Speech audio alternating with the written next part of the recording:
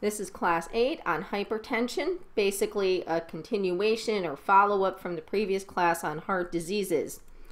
And as you see by the first slide, we had this in the last class, and that coronary heart disease counts for about half of all heart diseases, but people who have high blood pressure or hypertension all by itself account for about 7.5% of all heart diseases. So it is an issue all by itself, but it can also be a component of other heart diseases. If you look at the 2003 Joint National Committee on Prevention, Detection, Evaluation, and Treatment of High Blood Pressure, especially for people over age 50, systolic blood pressure, so that is the top number, is a more important risk factor than the diastolic blood pressure. So you can see by the second point that as blood pressure starts to go up, heart disease risk starts to go up quite dramatically. And it's also pretty shocking if you look and see people over age 55 have a 90% lifetime risk of developing hypertension. So hypertension is often abbreviated HTN.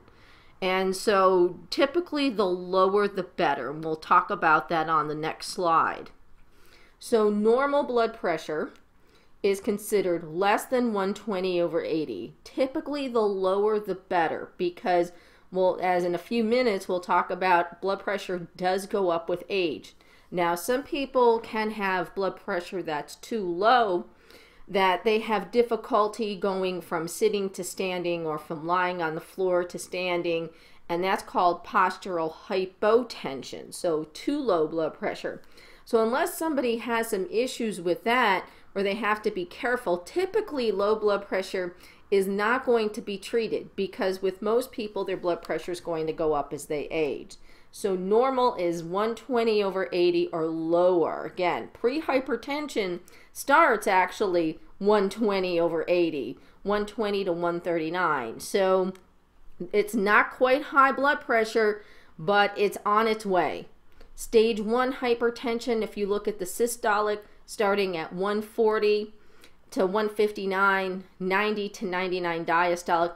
This is the cut point, the greater than equal to 140/90 that ACSM uses for their risk factor for classification of hypertension. And so people who have stage 2 hypertension greater than 160 systolic or greater than 100 diastolic, that's actually quite high, and typically anybody who's going to be in stage 1 or stage 2 hypertension is on a consistent basis is going to be on medication. And if you look at the numbers in this slide, what's kind of scary is, although these data are a little older, only about 70% of people who have high blood pressure know that they have it. So there's a lot of people not getting screened for high blood pressure, and only a little more than half the people who have high blood pressure are actually getting some sort of treatment for that. So that's medication for the most part. I don't know if lifestyle is included in that number or not. And then when you look at the numbers again, only about half of those people have their high blood pressure under control. So the numbers don't look very good as far as people who are aware of their blood pressure, who are getting some sort of treatment for it, and who have their blood pressure under control. And that could be for a variety of reasons. That could be maybe the medications are not working. Maybe they're not taking their medication. Maybe they don't have enough money for their medication. So there are all sorts of reasons why people are not being able to control their blood pressure. And it's very similar looking slide to a lot that we've had.